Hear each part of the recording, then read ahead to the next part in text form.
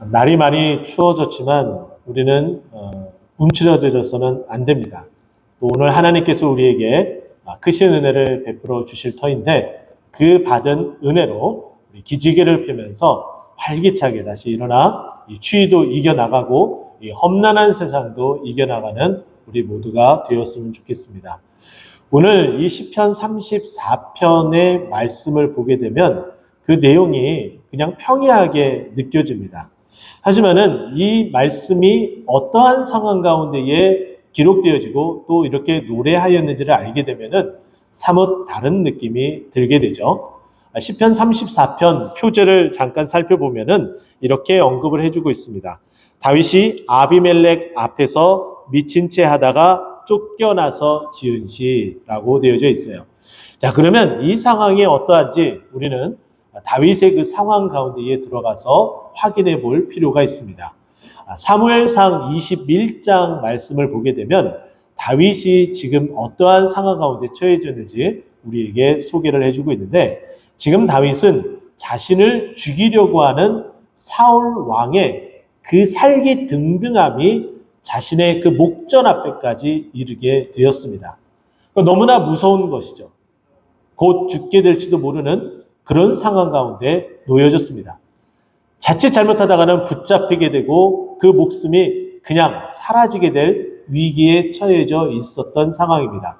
더 이상 이스라엘 땅에서는 있을 곳이 없을 정도로 사울 왕은 샅샅이 뒤지며 그 다윗을 찾아 죽이려고 했던 이 모습을 살펴보게 되면 지금 다윗은 궁지에 몰려도 이런 궁지가 있을까라고 싶을 정도로 매우 긴박한 상황 가운데 처해져 있는 것이 다윗의 상황이었습니다.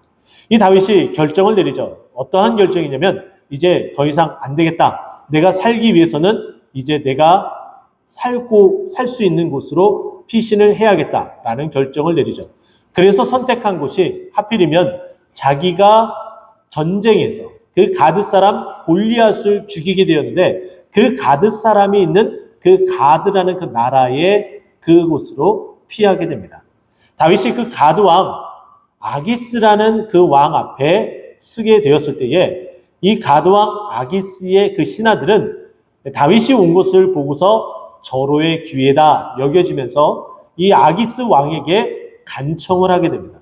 그 간청의 내용은 우리의 대장 골리앗을 죽인 이 다윗이 이곳에 그냥 제 발로 걸어왔으니 이거는 절호의 기회이기에 이 다윗을 이제 죽이는 것이 마땅하다라는 말을 하게 됩니다.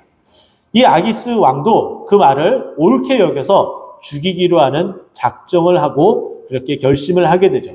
그 상황을 눈치가 빠른 다윗이 그것을 간파하고 어떻게 하면 이 상황을 이겨낼 수 있을지에 대한 고민을 한 끝에 그 잠깐 그 찰나의 순간에 다윗이 내린 결정은 미친 사람의 모습을 하게 되면 나를 건들지 않겠지라는 생각을 하고 이 다윗이 미친 척을 합니다. 그 미친 척을 하는 내용이 사무엘상 21장 13절에 나오는데요. 다윗이 갑자기 멀쩡하던 다윗이 미친 사람의 행동을 하기 위해서 대문 앞쪽으로 다가가서 대문을 벅벅 긁습니다. 또 뿐만 아니라 다윗이 그 대문을 긁적이는 것뿐만 아니라 침을 흘리기 시작을 해요. 21장 13절에서는 무엇이라고 얘기하냐면 그 침이 다윗의 수염에 묻었다라고 표현을 하고 있습니다. 참 아이러니하게도 그 생명무지, 그 목숨 하나를 건지기 위해서 다윗은 미친 척을 한 겁니다. 이런 상황만 놓고 보면은 우리는 좀 이렇게 생각해 볼 필요가 있을 것 같아요. 내가 이러면서까지 살아야 되나? 내가 이렇게 해서 산들 그 의미가 있을까? 이런 생각이 들 법도 합니다. 하지만은 하나님께서 이것도 지혜를 주셨다라는 생각을 가졌었던 다윗은 그 생명을 건지게 됩니다. 이 미친 사람이라면 굳이 죽일 필요가 있을까라는 그 아기스 왕의 결단이 내려지고 그 아기스 왕은 그 다윗을 미친 사람으로 취급하며 쫓아내버립니다. 그렇게 쫓아내면서 하나님께서 그 생명을 구원해 주시니까 내가 이제 살게 되었으니까 이 하나님을 하나님을 내가 찬송해야지라고 결단을 하면서 시편을 짓게 된 그 상황을 다시 복귀하면서 그 시를 지었는데 그 시가 오늘 시편 34편에 있는 말씀입니다. 그러면 이 앞부분에 있는 1절과 8절을 통해서 저는 여러분과 함께 찬송하고 기도하며 은혜를 맛보자 라는 이 세 가지 테마를 가지고 여러분과 함께 이 말씀의 은혜를 나누도록 하겠습니다. 여러분 1절부터 3절까지 내용은 하나님을 찬송하는 내용이 나옵니다. 그 찬송의 그 내용을 살펴보면 1절에 먼저 이렇게 언급을 합니다. 내가 여호와를 항상 송축하며 내 입술로 항상 주를 찬양하리이다. 지금 여러분과 함께 나눴던 것처럼 다윗은 미친 척하면서 몸을 문에다가 벅벅 긁기 시작을 했었고, 그리고 또한 자신의 그 생명을 구하기 위해서 미친 사람의 흉내를 내며 침을 질질 흘렸었던 이 다윗의 상황을 보면은 도저히 찬송할 수 있는 상황은 아닙니다. 우리의 상황도 여러 가지 상황 가운데에 이와 같은 상황이 펼쳐질 수가 있어요. 갑자기 질병이 찾아왔습니다. 그리고 원하지 않았었던 그 질병으로 인해서 매우 마음이 힘들고 어렵습니다. 잘 다니던 회사에서 실직하게 되고 앞으로의 생계는 어떻게 꾸려갈지에 대한 고민을 하며 마음이 매우 무거운 상태에 이르는 일들도 여러 번 겪은 우리들의 삶이 있었을 겁니다. 그런 상황들을 살펴보게 되면 과연 나는 그런 상황 가운데에 하나님을 찬송할 수 있었나, 또 찬송하였었나, 그리고 이 다윗이 고백한 것처럼 항상 찬송한다고 고백할 수 있을까? 그런 생각을 해보면 참 이 일은 쉽지 않은 일인 듯합니다. 여기 오늘 본문에 나타난 그냥 송축하는 것도 아니고 그냥 찬양하는 것도 아니고 항상 찬송하고 송축한다라고 고백을 하였습니다. 이 항상이라는 이 표현, 히브리어 원어를 살펴보게 되면은 백콜 에트라는 표현을 쓰고 있습니다. 이것은 이 항상이라는 이 표현은 사실은 우리가 이 문맥상, 문법상 보게 되면은 시간적인 흐름 가운데에 어느 한순간도 빠짐없이 그렇게 찬송하겠다라는 표현으로 느껴질 수가 있어요. 하지만은 이 백콜 에트라는 이 표현은 어느 특정한 사건이 벌어지는 그 일들에 대해서 이야기를 합니다. 근데 그것이 어떠한 좋은 일들만 얘기하는 것이 아니라 나쁜 일들도 모두 포함이 돼요. 다윗은 그렇게 느끼게 된 거죠. 내가 주님 앞에 늘 기쁘고 감사할 일들만 넘칠 때에 하나님을 찬송하는 것이 아니라 내가 하나님을 늘 나쁜 일이 있을 때도 힘든 일이 있을 때도 하나님을 늘 찬송하겠습니다 라는 고백인 거예요. 왜냐하면 우리가 좋은 일이 있으면 하나님을 찬송하는 일은 너무나 자연스럽게 일어나게 됩니다. 근데 그렇게 자연스러운 그 일들을 통해 하나님의 영광을 받게 되고 그 기쁨이 충만하게 되고 더욱더 감사가 넘쳐나게 되는 것이 우리들의 모습이겠죠. 그러나 반대로 그렇지 않는 상황, 찬송할 수 없는 상황, 힘들고 어렵고 공고에 처해져 있는 그 상황 가운데에 하나님을 찬송하게 되면 하나님께서 그 길을 열어주시는 거예요. 지금 다윗은 사방팔방이 다 막힌 상황이었어요. 사울은 자기 자신을 죽이려고 하고 쫓아오고 또 쫓아오고 더 이상 피할 곳이 없는 상황이었고, 그리고 그렇게 피한 곳이 가드왕 아기스 앞이었는데 그 아기스 왕 앞에 섰을 때에 그의 신하들이 자신을 죽이려고 하는, 이제는 더 이상 피할 곳도 없고 도망갈 곳도 없는 그런 상황에서 잠깐 기도하고 또 하나님 앞에 그 길을 열어달라고 하였을 때 하나님께서 방법을 알려주셨어요. 근데 그 방법이 비참하게 이루 말로 형용할 수 없는 방법이었습니다. 그런데도 그 방법을 써서 그 방법이 통해서 생명을 겨우 건지게 된 상황이 바로 지금 다윗의 상황이었습니다. 이렇게 다윗이 그 상황을 이겨냈어요.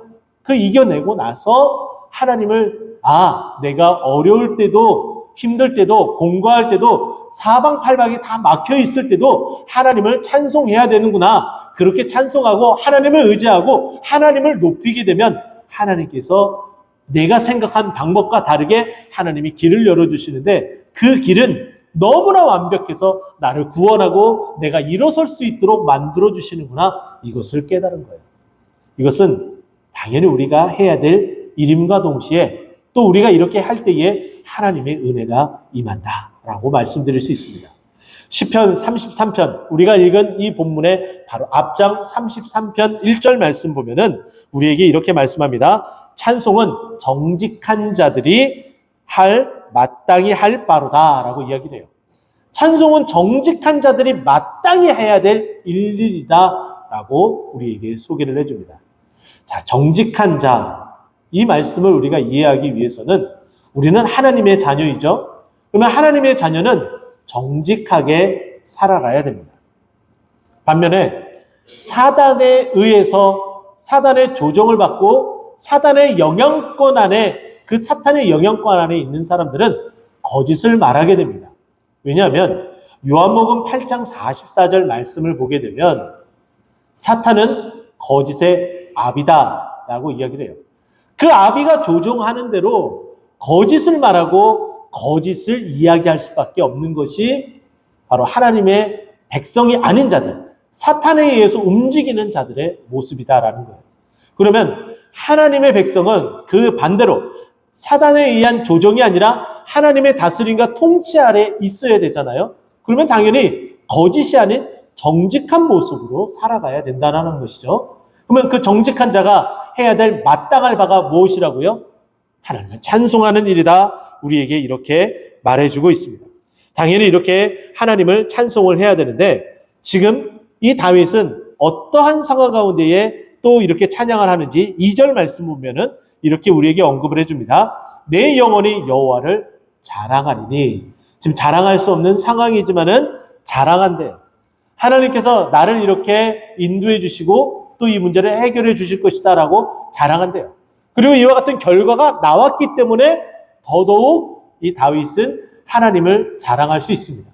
내가 지금 죽을 뻔한 그런 상황 가운데 있었고 그리고 더 이상 도망갈 곳이 없는 그런 상황이었었는데 하나님이 나를 인도해 주셔서 나를 구원해 주셨다라고 자랑하는 거예요. 여러분, 하나님을 찬송하는 것이 단순히 멜로디에 맞춰서 그리고 노래로서 하는 것만이 찬양이라고 말하지 않습니다. 하나님을 찬양한다라는 것은 우리가 자랑하는 것, 그리고 하나님의 그 이름에 대해서 선포하는 것, 이 모든 것들도 하나님을 찬송하는 것이에요. 이렇게 하나님을 찬송하는데 오늘 2절에서는 다윗이 하나님을 자랑하는 것으로 하나님을 찬송하는 방법을 선택했습니다. 이렇게 하나님을 자랑하니까 내가 이러한 구원을 받았고 내가 이러한 하나님의 은총을 받았다. 하나님께서 나를 이렇게 구원해서 나를 그 죽음의 사슬에서 벗어나게 해주셨다라고 이렇게 자랑하게 되니까 그와 같은 비슷한 상황 가운데 놓여져 있는 그 사람들이 어떻게 해요? 지금 함께 기뻐한다라고 이야기를 해요. 이렇게 하나님을 찬송하는 일은 다른 사람과 함께 같이 기뻐할 수 있는데 근데 그 기뻐할 수 있는 그 사람들의 그 모습이 똑같은 나와 같은 상황에 처해 있는 사람들이 위로를 받고 힘을 받아서 함께 찬송할 수 있게 된다라고 말하고 있어요. 그렇기 때문에 2절에 보면은 공고한 자들이 이를 듣고 기뻐하리로다라고 말하고 있죠. 또 3절 말씀 보면은 또 이렇게 이야기합니다. 나와 함께 여호와를 광대하시다 하며 함께 그의 이름을 높이세.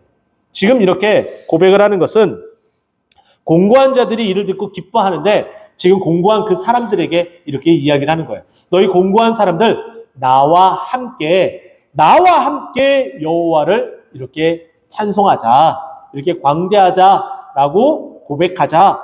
그렇게 하는 것이 우리가 해야 될 일이다. 하나님을 이렇게 찬송해야 된다라고 고백을 하는 거예요.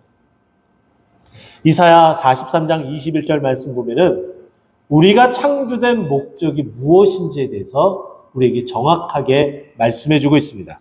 이 백성은 내가 나를 위하여 지었나니 나의 찬송을 부르게 하려 함이라 라고 말씀해주고 있어요. 하나님께서 이사야에게 말씀하고 있는 거예요.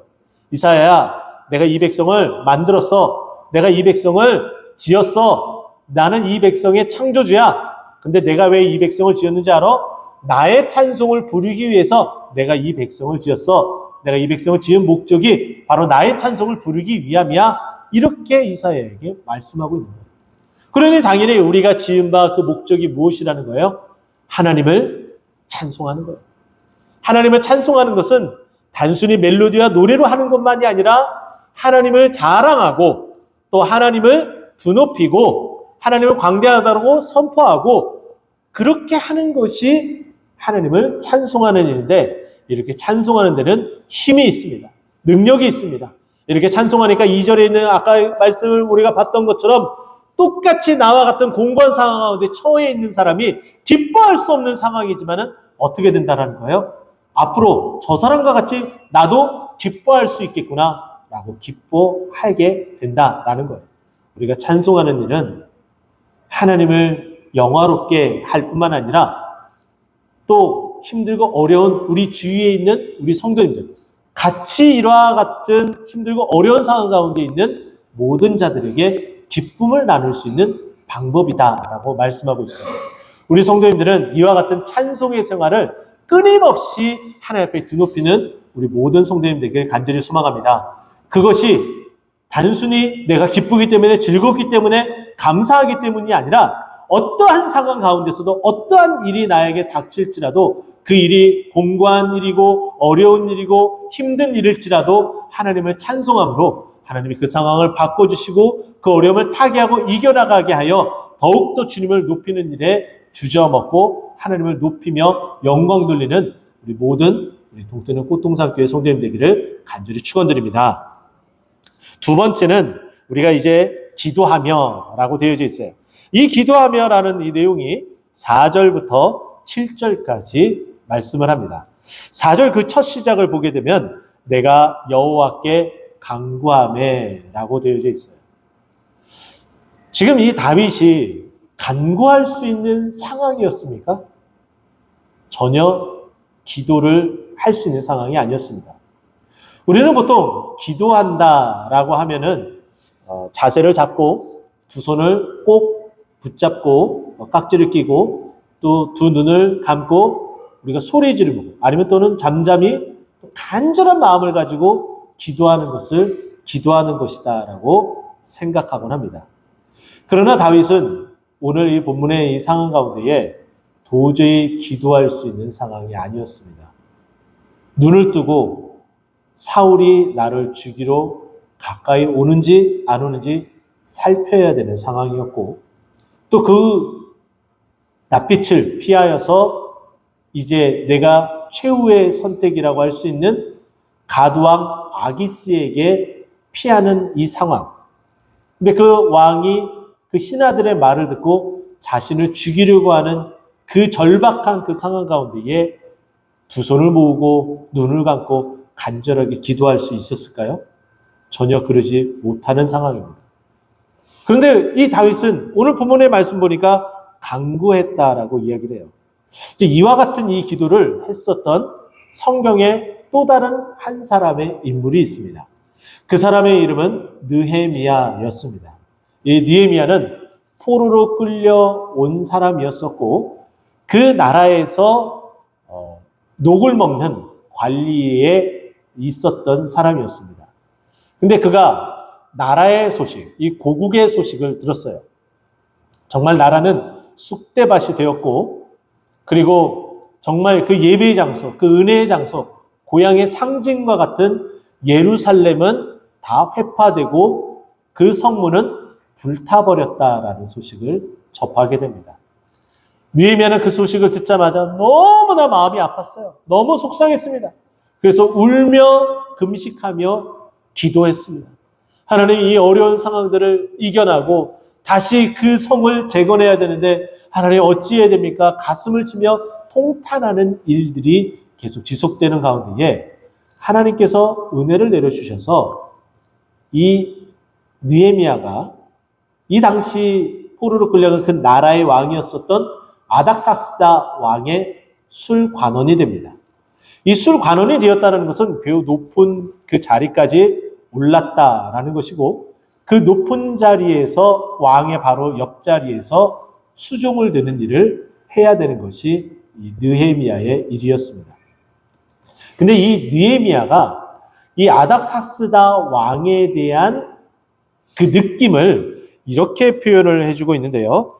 2장 6절 말씀 보면은 이 느헤미야가 이 아닥사스다 왕이 굉장히 폭군 같은 사람이었습니다. 그래서 두려웠다라는 표현을 쓰고 있어요. 이 아닥사스다 왕이 어떠한 말을 하게 되면은 두려웠던 것이 너무나 지극히 당연합니다. 선한 왕이 아니었기 때문에 더더군다나 그랬습니다. 근데 갑자기 이 아닥사스다 왕이 느헤미야에게 묻는 거예요. 너 오늘따라 굉장히 얼굴에 수심이 가득하다. 이렇게 딱 얘기를 하는 거예요.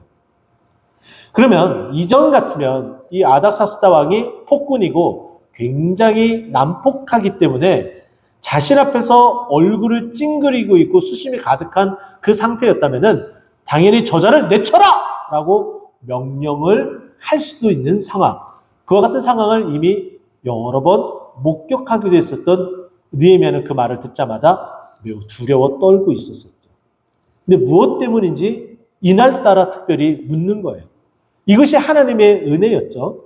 근데 그렇게 물으니까 내가 이 왕 앞에서 내 고국에 대한, 이 예루살렘에 대한 이 이야기를 하고 내가 이것을 회복시키기 위해서, 다시 건축하기 위해서, 수축하기 위해서 가고 싶은 그 마음을 이 왕에게 아뢰야 되는데 느헤미야가 왕 앞에 아뢰기 전에 느헤미야서 2장 4절에 보면은 잠깐 묵도하고 라는 표현이 나와요. 느헤미야가 할 수 있었던 거는 그 말을 하기에 앞서서 기도하는 일이었습니다. 근데 여기 보면은 잠깐 묵도하고 내가 잠깐 묵도하고라고 이야기를 했잖아요. 여러분, 왕 앞에 왕이 물어보는데 그 질문에 즉답을 해야 될 거 아니에요. 그죠? 조금은 뜸을 들일 수 있어도 눈을 감고 격식을 차려서 왕 잠깐만 기다리세요. 제가 잠깐 기도하고 그리고 제가 왕에게 말씀드리겠습니다. 이렇게 말할 수 있나요? 도저히 그렇게 말할 수 있는 상황이 아니에요. 잠깐 묵도했다라는 것은 눈을 뜬 상태로 그 속마음에 하나님 붙들어 주세요. 하나님 인도해 주세요. 하나님 내 입술을 주장해 주세요. 하나님 또 저 아닥사스다 왕의 그 마음을 움직여 주세요. 라는 제가 지금 말씀드린 이 모든 내용을 함축해서 그 마음 가운데 간절한 마음으로 아뢰는 기도가 바로 묵도했다라는 표현이에요. 우리도 그러한 상황이 많이 펼쳐지겠죠. 우리 주위에서 많은 어려운 상황 가운데 있을 때에 기도할 수 없는 상황이지만은 그 마음 가운데에 우리가 속으로 잠깐 아주 빠르게 하나님 내 마음을 아시고 나를 인도해 주세요 라고 얘기하면서 차분히 우리가 우리의 의견과 이야기들을 하는 일들이 있을 거 아니에요. 그게 바로 잠깐 묵도하고의 그 기도하고의 그 영향이라는 거예요. 근데 이렇게 느헤미야처럼 우리도 그렇게 했던 것처럼 다윗이 오늘 본문에 그와 같은 상황, 이 아기스 왕 앞에서 그렇게 기도하고 이렇게 미친 척 그 행동을 했었던 그 상황을 다시 기록을 하면서 복기를 하며 이렇게 이야기를 하는 겁니다. 4절, 내가 여호와께 간구하매 내게 응답하시고 내 모든 두려움에서 나를 건지셨도다. 지금 자신이 살기 위해서 아둥바둥 미친 척하면서 하나님께서 이와 같은 방법을 생각하게 나게 해주시고 이와 같은 연기를 할 수 있도록 해주신 것, 또 완벽하게 속도록 그 연기력을 주신 것에 대한 그 감사함을 가지고 하나님 앞에 이 환난에서 벗어날 수 있도록 해준 그 응답, 그것에 대해서 지금 어떻게 하고 있어요? 고백을 하고 있는 거예요. 내가 기도했더니, 간구했더니 하나님께서 나를 이렇게 환난에서 벗어나게 해주셨다라고 고백을 하는 거죠. 또 5절에 이렇게 얘기합니다. 그들이 주를 앙망하고 광채를 내었으니 그들의 얼굴은 부끄럽지 아니하도다. 하나님을 의지하고 기도하니 전혀 부끄러울 것도 없는 그런 상황에 이르게 된 거죠. 또 6절 말씀 보면은 이 공고한 자가 부르짖음에 여호와께서 들으시고 그의 모든 환난에서 구원하도다. 하나님께서 내가 지금 처하고 있는 모든 이 환난에서 어떻게 하셨다고요? 구원해 내셨다라고 고백을 하고 있어요. 여러분, 이게 만연되어지면은 이게 참 그 만연되어지는 상황 가운데는 우리가 취할 수 있는 어떤 행동들은 자포자기가 제일 먼저 떠오르게 됩니다. 그러나 결코 자포자기해서는 안 됩니다. 마지막까지 하나님의 인도하심과 하나님의 이끄심을 붙들어야 돼요. 그게 바로 기도라는 거죠. 여러분, 기도는 우리는 언제든지 그 기도를 할 수가 있습니다. 데살로니가전서 5장 17절 말씀 보면은 쉬지 말고 기도하라 라고 이야기를 해요. 기도는 쉬는 게 아니에요. 기도는 호흡과 같습니다. 우리가 호흡을 멈추게 되면은 어떻게 돼요? 죽게 되죠. 근데 호흡을 멈출 수 없기 때문에 우리는 계속해서 호흡을 할 수밖에 없어요. 그것을 쉬지 말고 호흡하다라고 표현하면 우리의 기도가 바로 그와 같이 쉬지 말고 기도해야 된다라는 것이죠. 근데 그것이 또한 그리스도 예수 안에서 우리를 향한 하나님의 뜻이다라고 데살로니가전서 5장 18절에 말씀해 주고 있어요. 근데 이렇게 기도하는 것 멈춰서는 안 됩니다. 특별 새벽 기도에 였기 때문에 나오고 그러지 않으면 안 나오고 우리가 늘 예배 시간을 통해서 기도하는 시간을 가지면은 여러분 함께 나와서 기도를 하셔야 돼요. 교회에서뿐만 아니라 여러분이 있는 각각의 처소에서 끊임없이 기도하셔야 된다라는 거예요. 기도는 응답의 힘이 있습니다. 하나님이 응답해 주시는 거죠. 근데 그 응답이 정말 철저하게 어렵고 힘든 상황 가운데서 응답해 주셔서 그 곤고에서 벗어날 수 있도록 해주시는 거예요. 심지어는 하나님께서 하나님의 천사를 통하여서 보호해 주시고 인도해 주시고 함께 해 주신다라고 말씀합니다. 7절 말씀 보세요. 여호와의 천사가 주를 경외하는 자를 둘러 진치고 그들을 건지셨도다. 할렐루야. 하나님께서 우리가 기도할 때에 그렇게 응답해 주신다라고 말씀하고 있습니다. 부흥 강사 중에 유명한 찰스 스펄전 목사님이 있습니다. 이 찰스 스펄전 목사님이 영국의 태버너클 교회에 담임하고 계실 때에 그 교회의 성도들 가운데에 신앙생활을 안일하게 하고 있는 성도들이 있으면은 이 찰스 스펄전 목사님은 그 성도님을 데리고 어디로 가느냐? 교회 지하실로 데리고 갑니다. 그 교회 지하실에는 무엇이 있었냐? 기도방이 있었어요. 그 기도방은 끊임없이 기도하는, 쉬지 않고 기도하는 성도님들이 그 릴레이 기도가 있는 곳이었습니다. 그러면서 그들의 그 기도 소리를 함께 들으며 안일하게 신앙생활하는 그 성도님들에게 무엇라고 이야기하냐면 우리나라가 또 우리 교회가 그리고 전 세계가 하나님의 통치 아래 움직이고 하나님의 섭리 아래 이끌림을 받는 것은 바로 이 기도 소리 때문이다라고 이야기를 해주고 그와 같은 그 열정을 안일하게 신앙생활하는 그들에게 전달해 주어 다시금 뜨겁게 용광로처럼 일어나 기도생활하며 또 신앙생활할 수 있도록 만들었다라는 유명한 이야기가 있습니다. 이와 같은 일들이 우리 안에서도 넘쳐나길 소망합니다. 내 자신 스스로가 한번 체크해 보세요.